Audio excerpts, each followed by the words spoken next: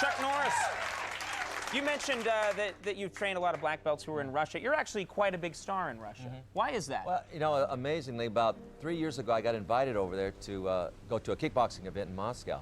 And The shocking and untimely death of martial arts legend Bruce Lee at the age of 32 has long been shrouded in mystery.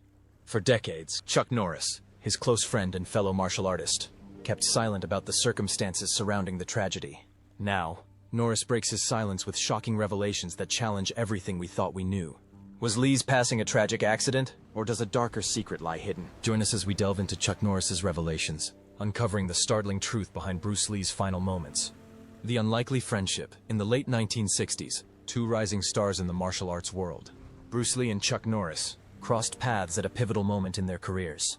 Lee, who had already made a name for himself with his Hong Kong films The Big Boss and Fist of Fury, was eager to expand his horizons.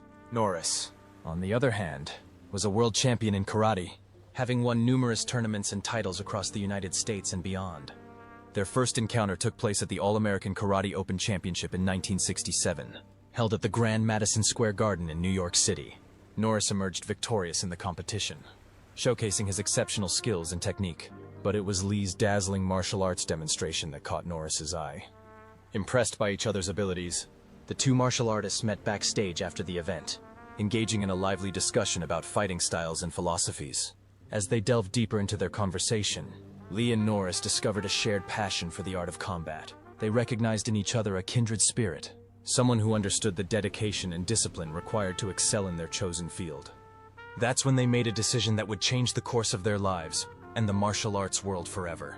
They would train together in Lee's backyard. Lee, known for his openness to learning from others, saw an opportunity to expand his repertoire.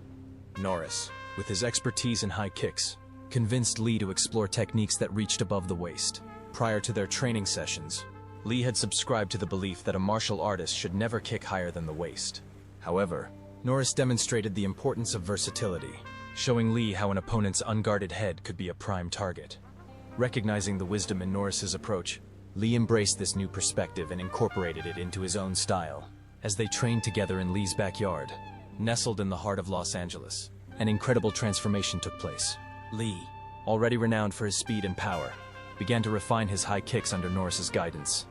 Norris, who stood an impressive 5 feet 10 inches tall and weighed a solid 160 pounds, marveled at Lee's ability to generate such incredible force from his compact 5 foot 7 inch 140 pound frame. Within a mere 6 months of training, Lee's high kicks had reached a level of mastery that rivaled Norris's own. But the exchange of knowledge was not one-sided. Norris found himself captivated by Lee's innovative approach to martial arts, particularly his development of Jeet Kune Do. This revolutionary style, which emphasized practicality, fluidity, and personal expression, resonated deeply with Norris. He recognized Lee as a visionary who sought to break free from the constraints of traditional martial arts and forge a new path. Jeet Kune Do, Bruce Lee's innovative martial art philosophy. In the realm of martial arts, few concepts have captivated the minds of practitioners and enthusiasts alike as much as Jeet Kune Do, the brainchild of the legendary Bruce Lee. More than just a fighting style, Jeet Kune Do represents a philosophical approach to combat and life itself, one that challenges conventional wisdom and seeks to transcend the limitations of traditional martial arts. At its core, Jeet Kune Do is a hybrid martial art that draws from various disciplines, including Wing Chun, boxing, fencing, and even dance. Lee, a man of unassuming physical presence, recognized the need for a flexible and adaptable system that could be tailored to an individual's unique strengths and circumstances. He believed that martial arts should be a means of personal expression, rather than a rigid adherence to ancient forms and techniques. Central to the philosophy of Jeet Kune Do are the principles of simplicity, directness, and freedom. Lee sought to strip away the unnecessary flourishes and embellishments that often characterize traditional martial arts, focusing instead on practical, efficient movements that could be applied in real-world situations. He emphasized the importance of economy of motion, using the shortest path to achieve maximum impact. The physical demands of Jeet Kune Do are considerable, requiring a combination of speed, power, and finesse. Lee himself was known for his lightning-fast punches, which were clocked at a staggering 85 miles per hour. To put that into perspective, the average punch in karate is around 25 to 30 miles per hour. Lee's kicks were equally impressive, with some experts estimating that he could generate up to 1,800 pounds of force with a single strike.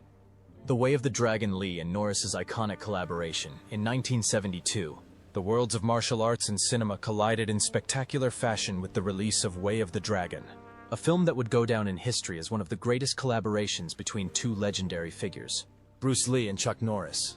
The movie, which was written, directed, and starring Lee himself, showcased not only their incredible martial arts skills, but also their deepening friendship and mutual respect. Way of the Dragon, also known as Return of the Dragon in the United States, tells the story of Tang Leung, a young martial artist from Hong Kong who travels to Rome to help his friend Chen Qinghua and her uncle Wang, who are being threatened by a local crime boss seeking to take over their restaurant. Armed with his extraordinary kung fu abilities, Tang Leung takes on the gangsters and explores the city, immersing himself in the ancient culture of Rome.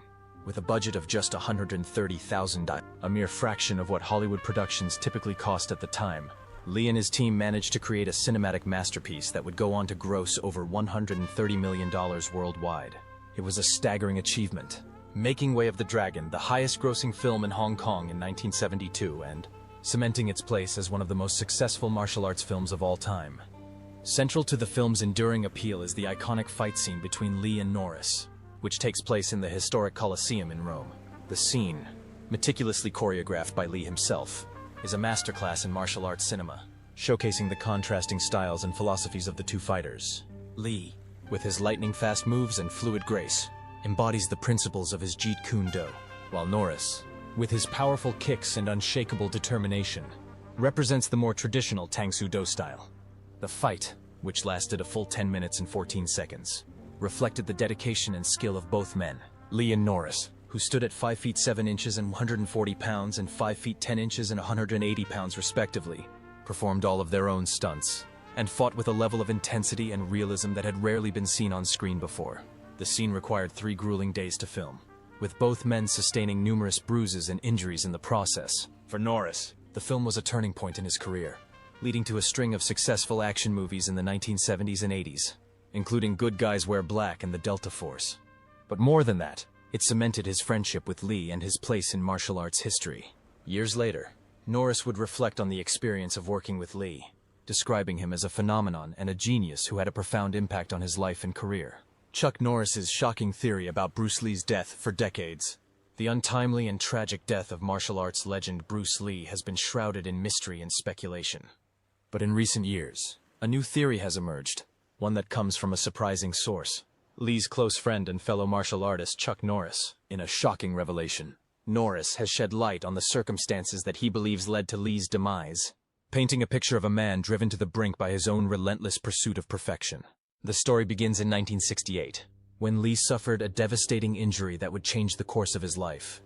During a routine training session, Lee attempted a weightlifting exercise known as Good Mornings, which involves bending forward at the hips with a barbell resting on the shoulders. But something went wrong, and Lee felt a sudden, searing pain in his back. He had suffered a severe injury, a slipped disc, that would require extensive treatment and rehabilitation.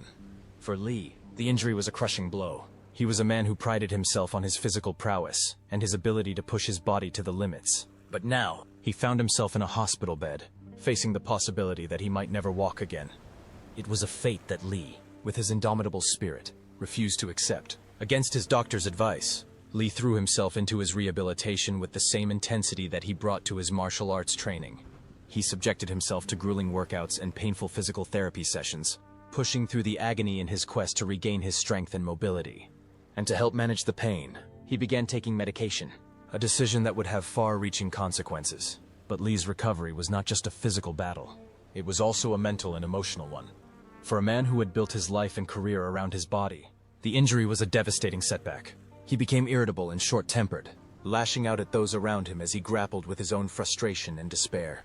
And he became increasingly obsessed with his own mortality, pushing himself harder and harder in a desperate attempt to prove that he was still invincible. It was during this time that Norris began to notice changes in his friend's behavior. Lee, who had always been a fan of supplements and wellness practices, had become even more ridden. He was taking handfuls of herbs and vitamins, including ginseng and royal jelly, in an attempt to boost his energy and speed up his recovery. Lee's diet, too, had become extreme. He had always been a fan of protein, believing it was essential for building muscle and strength. But now, he was consuming staggering amounts of it. sometimes eating as much as 10 eggs or 2 pounds of beef in a single meal. At the same time, he was drinking gallons of water a day, convinced that it would help flush toxins from his body. Norris watched all this with growing concern, but Lee was not one to be dissuaded. It all came to a head on July 20th, 1973, when Lee was in Hong Kong working on his latest film, Game of Death.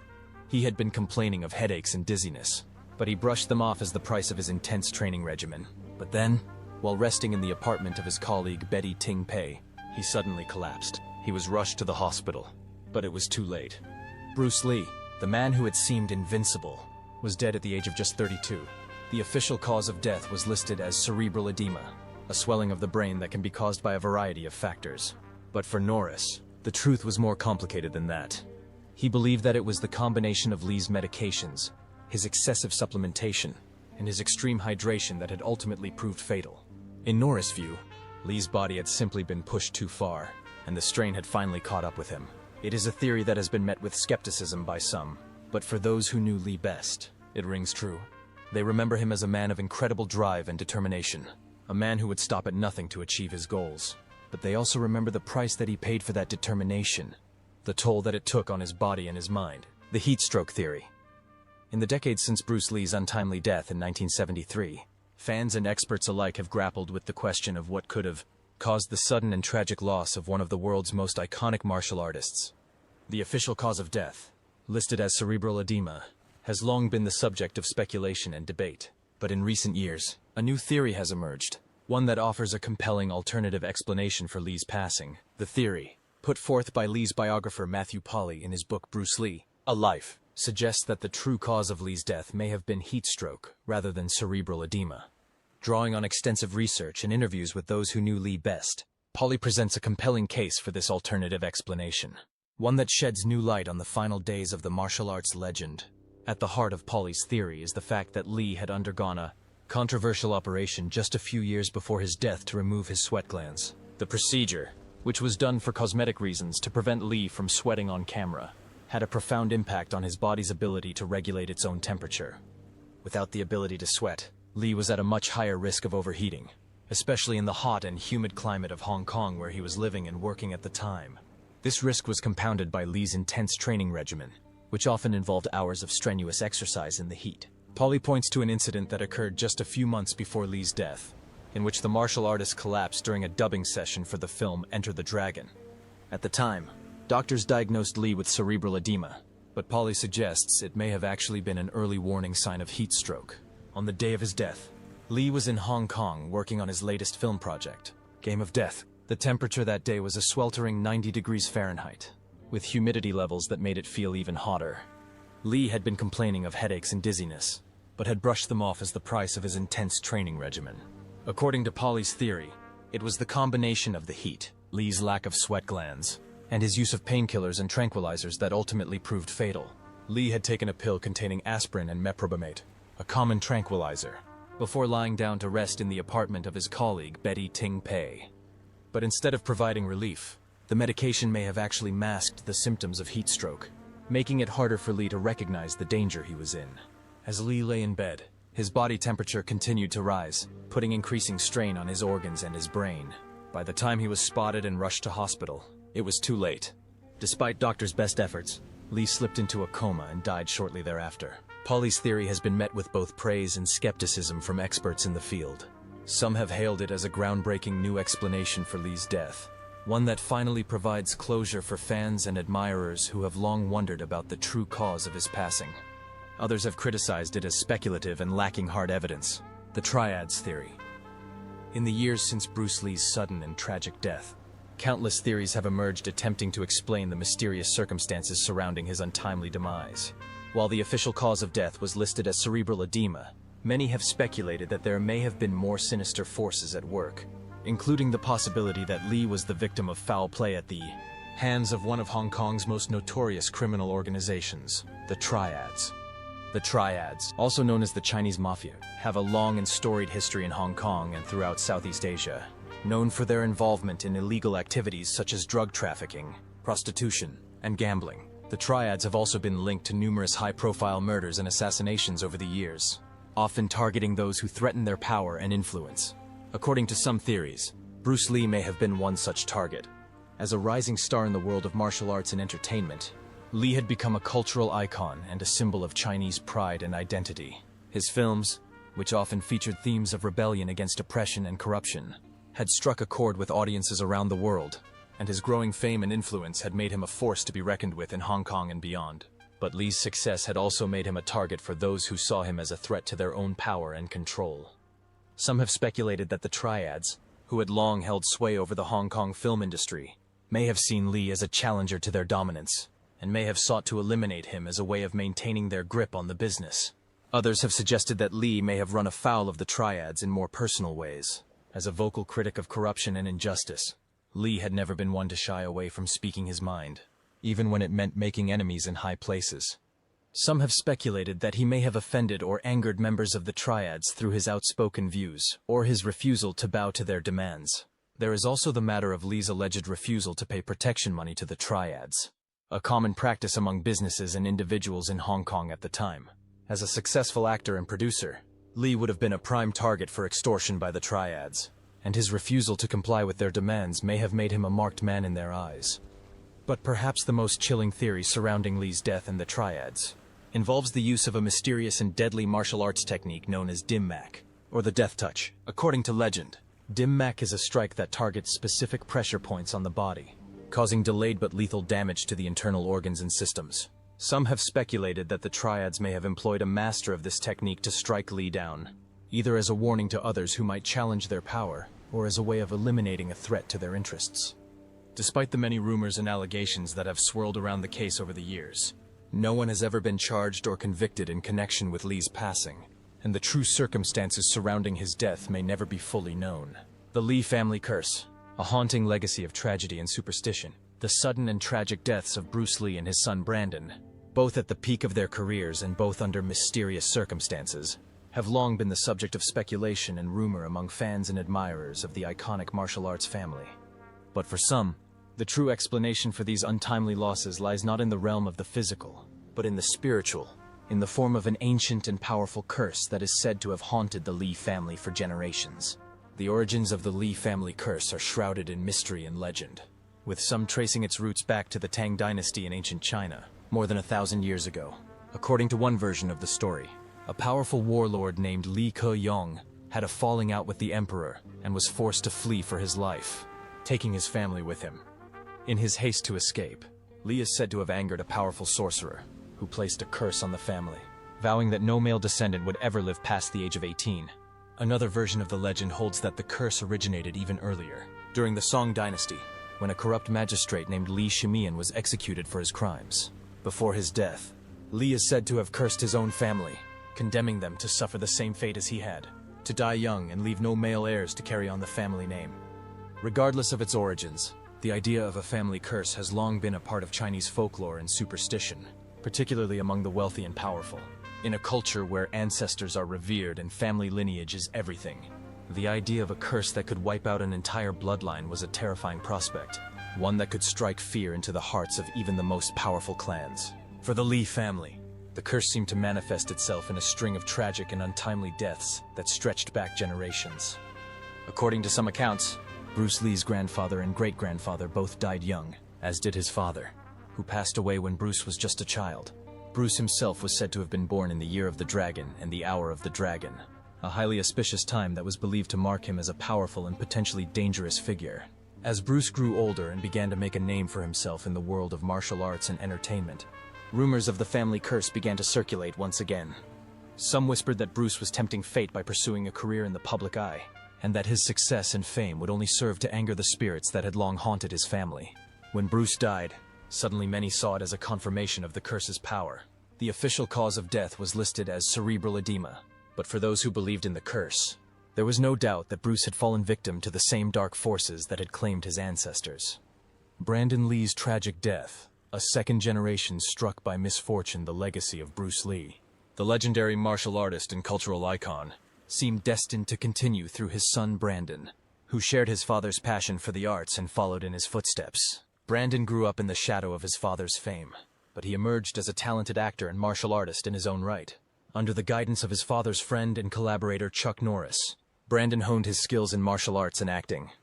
Norris, who had witnessed firsthand the incredible potential of the Lee family, took Brandon under his wing, providing him with the support and mentorship he needed to navigate the challenges of Hollywood.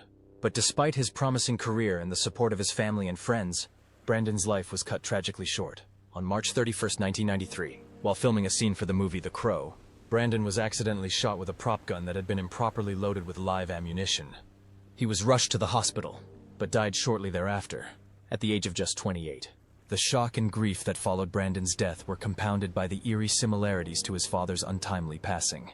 Like Bruce, Brandon had died young, at the height of his career, and under mysterious circumstances that seemed to defy explanation.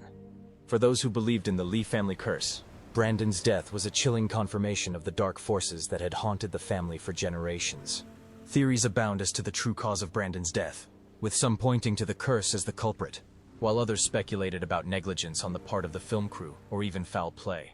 But regardless of the cause, the fact remained that another member of the Lee family had been taken too soon, leaving behind a legacy of unfulfilled potential and a family twice struck by tragedy. Beyond martial arts, Bruce Lee's philosophical and artistic pursuits. While Bruce Lee is best known for his incredible martial arts skills and his groundbreaking work in film, his interests and pursuits extended far beyond the realm of physical combat. Lee was a deeply philosophical thinker who drew inspiration from a wide range of sources, from ancient Eastern wisdom to Western existentialism. Throughout his life, Lee immersed himself in the study of philosophy, psychology, and even drama, seeking to understand the human condition and the nature of reality itself. He was a voracious reader, with an extensive library that included works by thinkers like Alan Watts, Carl Jung, and Friedrich Nietzsche. Lee's martial arts philosophy, which emphasized flexibility, adaptability, and self-expression, was deeply influenced by his broader philosophical outlook. He saw martial arts not just as a means of self-defense, but as a way of life, a path to self-discovery and personal liberation. This philosophy extended beyond the martial arts and into every aspect of Lee's life. He was a firm believer in the power of the individual to shape their own destiny, and he encouraged his students and followers to question authority, challenge convention, and follow their own path in life. But Lee's artistic pursuits were not limited to martial arts and philosophy. He was also a talented poet, who used his writing to explore his own emotions and experiences. His poems, which were often deeply personal and introspective, offer a glimpse into the inner world of a man who was constantly seeking to understand himself and his place in the universe. And while the mysteries surrounding his life and death may never be fully solved, one thing is certain: Bruce Lee's legacy as a cultural icon, a philosopher, and an artist will endure for generations to come. Thanks for watching, and we'll see you in the next one.